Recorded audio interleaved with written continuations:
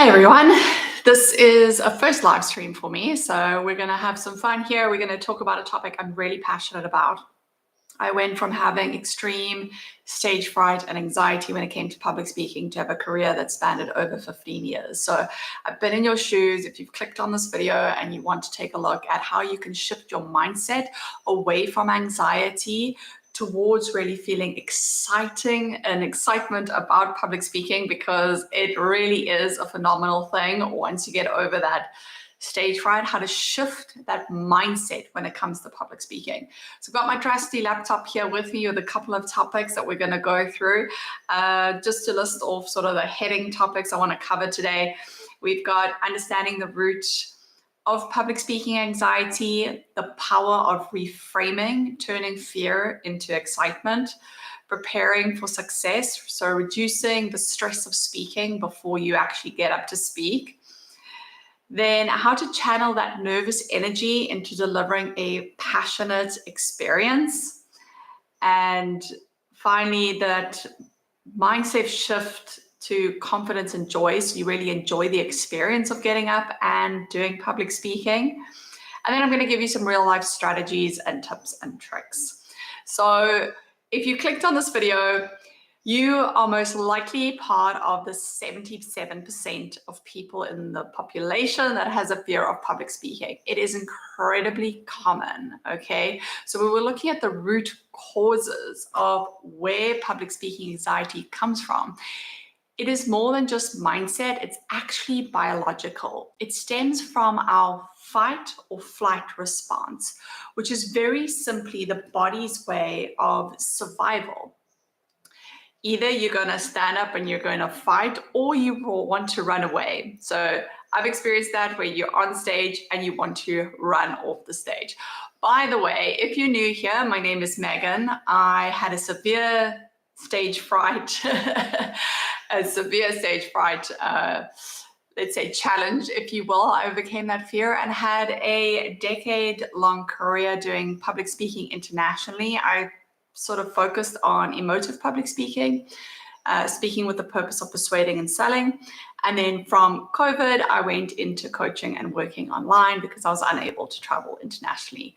And I started a family. So that's just a little bit about me. So let's get into this root cause, right? So we're talking about the fight or flight response. It is natural. And what happens when we experience the unknown, the unfamiliar, that adrenaline kicks up, okay? When that adrenaline kicks up, we either want to fight or we want to run away. So that's what is going on. And it's important, if you want to start to overcome this fear of public speaking, that you understand biologically what's going on in your body. Yes, we're going to get to mindset, but what you're working with. And later on, we're going to discuss about how you can harness that adrenaline to actually amplify your public speaking and make you a better speaker. So it's a good thing that this mechanism exists within us. It's just about harnessing the power and understanding what's going on. So when you are doing a presentation, I want you to think for a moment for me. How many of you are experiencing dry mouth, right? That's why you always want to have a glass of water. Absolutely appropriate to have a glass of water when presenting.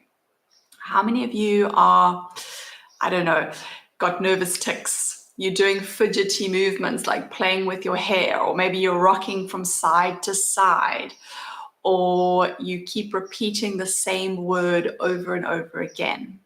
These are essentially physical tics and your body's way of trying to get rid of that excess adrenaline. Famous one is pacing up and down. Comment in the comment section. Are you pacing up and down, dry mouth? Have you got shaky palms, sweaty palms? Are you speaking very, very quickly? That is another great trigger that sort of just shows that you have this anxiety. When you speak really, really fast and generally at a higher and a higher pitch, that shows that you are anxious. Okay, so these are some of the patterns. Now, how do you identify them?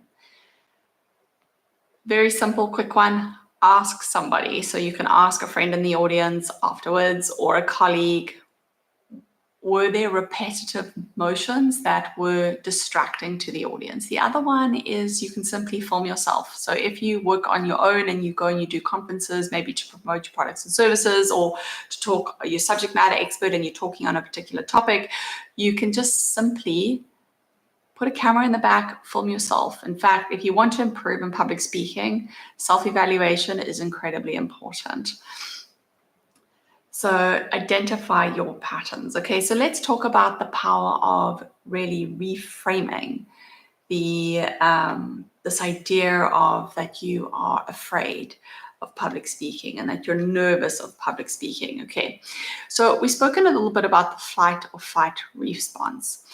Now, in reality, the body, it behaves exactly the same way when we're excited and when we're nervous.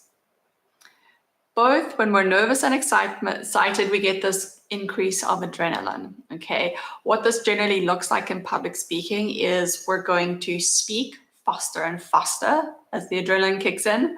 We're going to speak particularly louder as well, generally. And we're going to speak with a frequency that is incredibly quick. So our pitch is going to go up. We're going to speak incredibly fast. And we're going to get louder, okay? So louder, higher, and faster is where we're going, okay?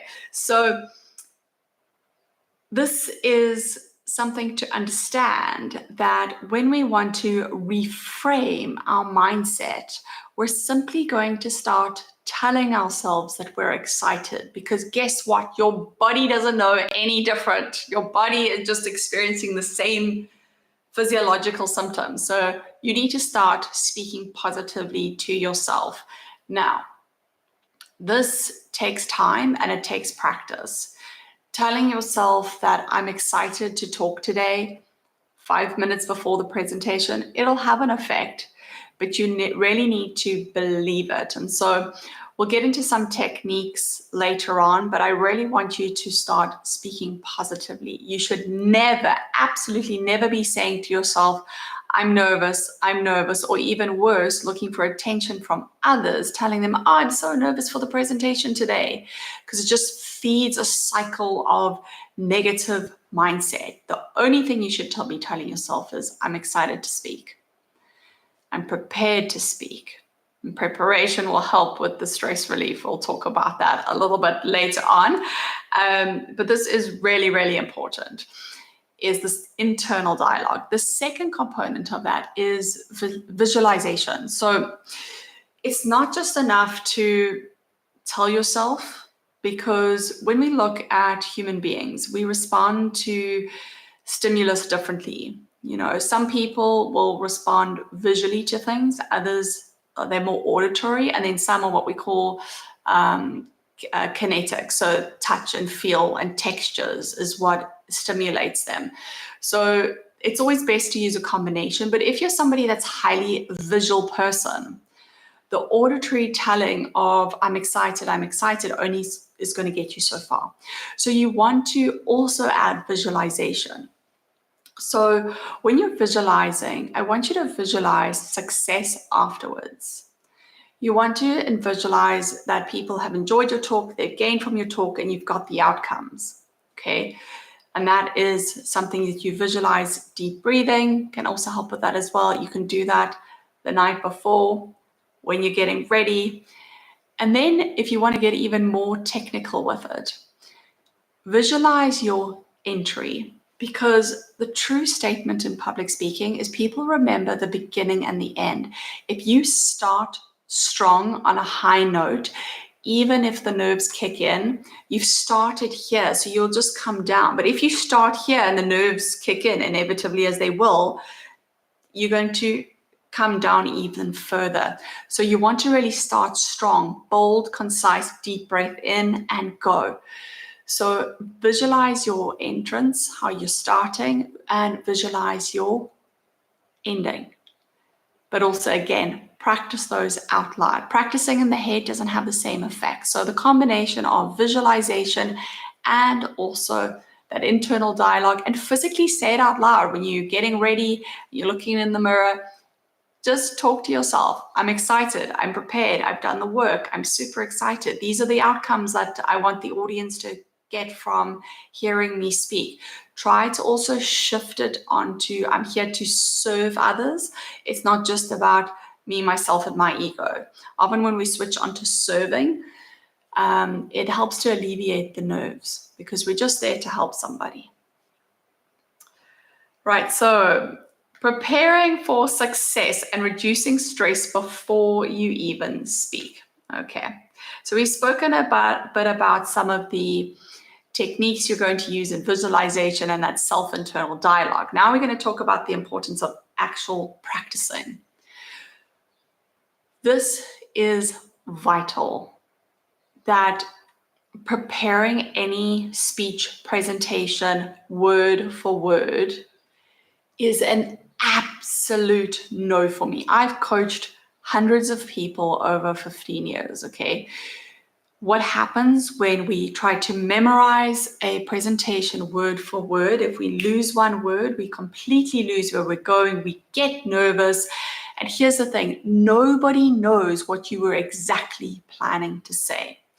So what I would encourage you to do when learning a new presentation or a new speech that you want to give, write it out word for word in the beginning when you're still mastering these skills.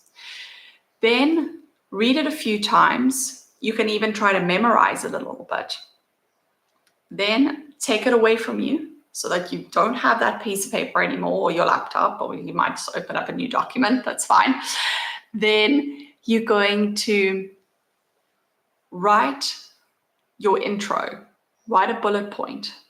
The next statement that you want to make, write another bullet point, write another bullet point as you go through. Here is sort of the magic to this, is you want to know your transitions between one point or one paragraph to another. That's where people get stuck. So a transition statement can be like, let's take a look at the results. Now I'm in the results paragraph of what I wanted to talk about. Or it can be something like, let me share a story with you. Now I'm going off into a story. So you want to have your presentation ultimately at the end of this exercise. You're going to have your intro. Your starting line is one thing you should memorize. You should know your starting line. You should be able to say, this is exactly what I'm going to say for the first sentence, but that's as far as it goes. Now I know in my intro, I'm talking about X. I've got a bullet point. I know that to transition into my next body of work or my next paragraph, a transition statement. So at the end, you should only be learning a couple of transition statements, and then those transition statements trigger you to talk about the next topic.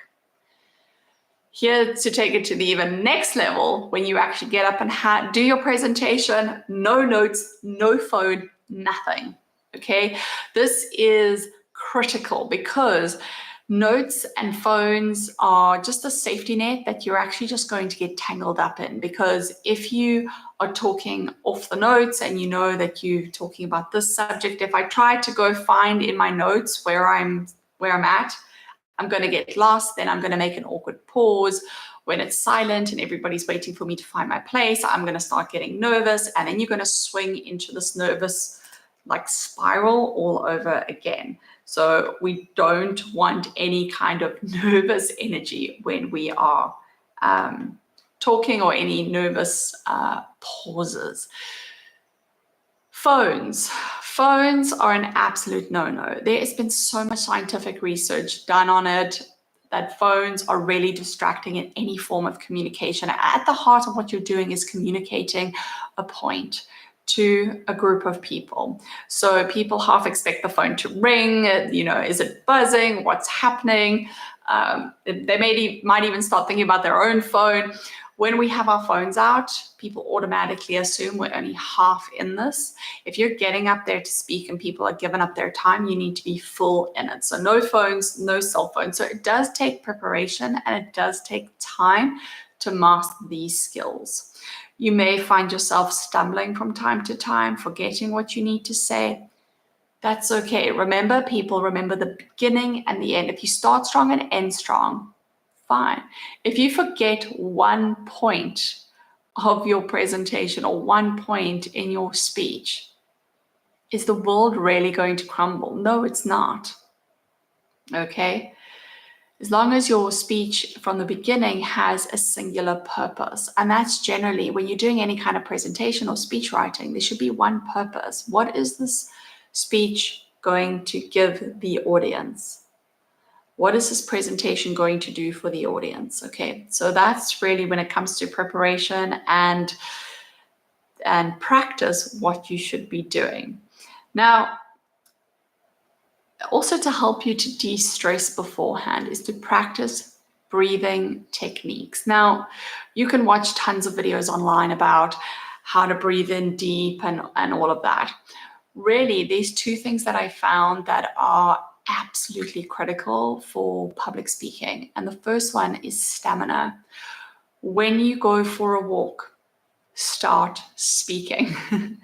You might look a little bit suspect to people that see you speaking to yourself. It's fine. You're learning a new skill. That's more important, right? So you're going to walk and talk. Developing stamina is incredibly important because if we can't exercise and exert energy while speaking, we are going to sort of sound more nervous, and the more nervous we sound, then we tune on to the fact that we're sounding nervous and we get more nervous, and it's secular. If you think of the singer Pink, and if you don't know her, she currently does a show where she's on wires and she's like spinning around, okay? To be able to steady your voice and spin around like that is insane. Okay, now that's taking it to the most extreme level, but if you just go for a walk and practice talking and walking at the same time and develop stamina, you can develop voice stability. And voice stability is what makes you not sound nervous to other people, even if you are feeling the nerves inside. So that's one technique. And it does mean that when you walk and talk, you need to figure out where you're breathing. The other one is, again, a walking, but it's holding your breath to build, again, lung capacity and stamina. So I used to use light poles, okay? So as you're walking down the street and you see the street lamps, you want to walk and you want to hold your breath from one street lamp to the next. Quick breath, hold your breath to the next one. Okay, you can even talk consistently so that you're expelling air from one light pole to the next. But the idea here is that we're building up lung capacity and voice stability. And that is really going to help you to not sound nervous when you are, because you're able to control your voice. Muscle relaxation and other deep breathing techniques. There are many more videos that you can go watch on that. So I'll tag some below in here that I find really interesting, but yoga definitely something that can help as well. But before you go out to give your presentation, you need to take a few deep breaths in and out, and in and out. And your very last one, as you're about to walk up to the stage, in, and then I'm going to expel the very first sentence all on this one breath. That immediately relaxes you because you sort of exhale as you're speaking, as you're stepping up onto the stage, and your body relaxes. And you've come out with a lot of lung capacity, so you sound bold, you sound loud, you're relaxing your body as you step onto the stage. Highly recommend this technique. So let's discuss, I'm looking at my laptop here, let's discuss channeling nervous energy into a passionate delivery.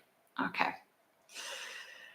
So how to embrace this adrenaline, to use it to really energize your performance. Okay. So the truth is this fight or flight response is so incredible because one thing that it does is it sharpens the senses. And if you use these heightened, sharpened senses, you can actually connect with your audience in a much deeper and meaningful way by not focusing on yourself and using that sort of laser focus and sharpness of your mind, your body on your audience, you're going to be able to lean in and connect with them. So what do I mean by this? If I'm talking about a particular part in my presentation or my speech, and I can see that I'm losing people, I know I need to wrap this section up, wrap what I'm talking about, and get onto something else that's going to excite them. I can also use techniques to get them engaged. So one example of such a technique is raise your hand if you've ever felt this, okay? You're getting the social proof from the audience, okay? Now I'm in tune with them. So if I see that they're excited on a topic, they're leaning forward, they seem engaged, I'm seeing emotional expressions on their faces. Often when you give a talk, you're going to see this kind of like no facial expression. And that means that you're not really connecting on a deeper level. People can be in deep thought, but really if you can get them to engage physically, even better. So by shifting the focus from yourself onto them, all this excess adrenaline, this heightened intuition, heightened capabilities that our body holds, start focusing on the audience and being able to tap into what they need. And that is what is going to really elevate your presentation to the next level. It's going to allow you to connect with them on a deeper level, to create deeper change, to create really something that you truly want and desire. But you need to connect with them emotionally. And energy is contagious, okay? So if you switch from that nervous energy, which you'd be giving the audience if you feel nervous, if you've got tics, if you're pausing, if your voice is shaking, paper shaking your hand, all of that, to I'm excited, I'm bold, I'm engaged with you, and I'm focusing all my energy on you. That is incredibly contagious. Adding in some social proofing, like raising their hands, or, you can even ask people to clap once or clap twice, or just anything that gets them re-engaged when they are drifting. You can wrap it up, move on to another topic. As I said, it's all great, great techniques there. Engaging with your audience to shift attention outwards is really sort of sums this whole section up. It is what makes emotive public speaking, which is what I love to do, so engaging, okay, is to focus on the audience and their needs and using that adrenaline to really elevate your speech, your presentation to a whole nother level that riles the audience up so they also are excited about what you're excited about, okay? And when we talk about excitement, we can talk about mindset shifting from confidence to joy. So let's just say you make a big mistake in your presentation. How you handle it is what is going to set you apart, okay? So if you crumple because you've forgotten a word, or heaven forbid, this happens a lot, like your technology stops working and you don't have your slides to rely on, what are you going to do, okay? So the way you handle that, if you handle that like with confidence and grace and a little bit of joy and excitement, like, oh, the slideshow has gone down. That's okay. I'm so excited. I'll just talk without it. Like, it's water off a duck's back. Just let it flow off you. Keep going and handle it with that confidence and that joy, and that self-assurance really comes to the audience.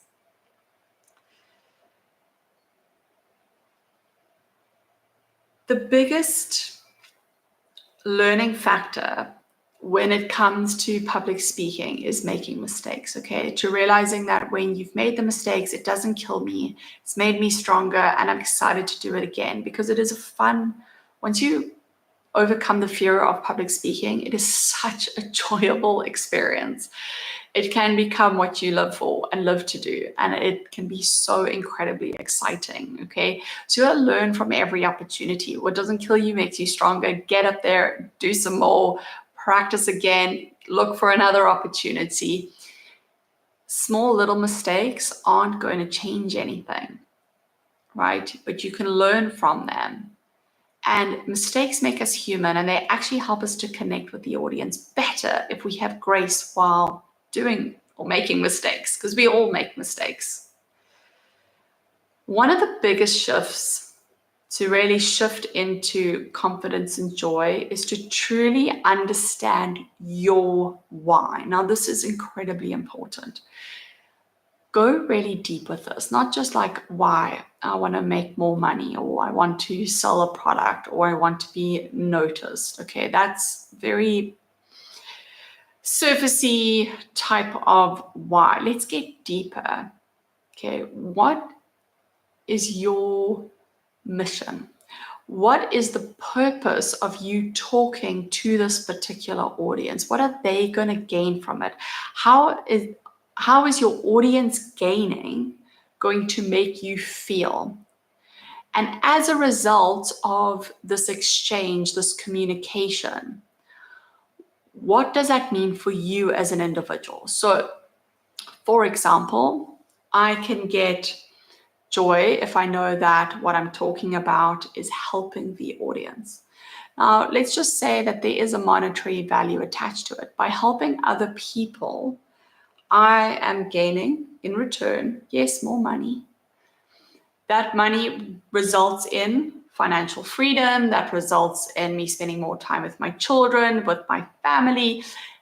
Get deeper into what keeps you going. Money alone is not enough to really keep you pushing through overcoming a fear of public speaking, because it is going to get uncomfortable. You need to know another driving force. I'm doing this for my family. I'm doing this for all the people that could benefit from my shared experience, my story that I'm sharing with them, because I don't want them to feel alone. There are so many deeper meanings. The money part of it, the financial, should just be like a byproduct, but let's get deep. So I want you to really think about your why and your purpose for why you're going to go on this journey to shift your mindset from feeling nervous to feeling excitement and joy from public speaking. And it is a journey. From some, they're able to switch it really quickly when they learn a couple of techniques, because they may only get nervous when things go wrong, but they might start strong and everybody thinks they do a great presentation. But when something goes wrong and it throws them, that's when they get nervous. A couple of tips and tricks can help you to overcome that, and then you start to enjoy it more and more. That's kind of the perfectionist mindset, if you will. For others, there may be an introversion. So I'm an introvert. So, and I've seen many introverted speakers become absolutely phenomenal speakers. So even if you're introverted by nature, public speaking can still be for you. It's just a matter of understanding that you're communicating with purpose, which is something that introverts really rely on. When they do want to communicate, it needs to be with purpose. They don't just make noise to make noise. So what is your purpose behind it? You can become a great communicator. So understanding your why. You want to celebrate every small win that you have while developing the skill set of public speaking. That is really, really important. Celebrating the wins, even if it's something of like, I nailed my intro, or my outro was amazing, or I actually got a round of applause this time, or I got somebody to buy my product or my service that I was selling through and presenting. Count each win as a step forward. And on that, I want to thank you for joining us in this video today. And if you have any questions, pop them in the description, in the comment section. As you can see, it is Christmas time 2024. I thought I'd just add a little bit of Christmas cheer in my background. So I do want to do this as a series. So if you have any questions, any topics you want me to dive deeper on, this was really my first live streaming.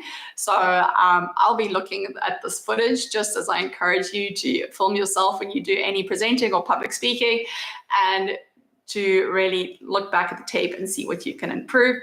But I absolutely love sharing my knowledge of public speaking. It is a huge passion of mine. I've been in the industry now for 15 years. I started as an introvert with a massive fear of public speaking, became very, very successful in persuasive public speaking, emotive public speaking, and now I coach others. So if you'd like to know any of the coaching services as well, you can also just leave me a comment below. And again, thanks for watching. And of course, now I need to find how I exit and stop the stream. There we go. Bye for now.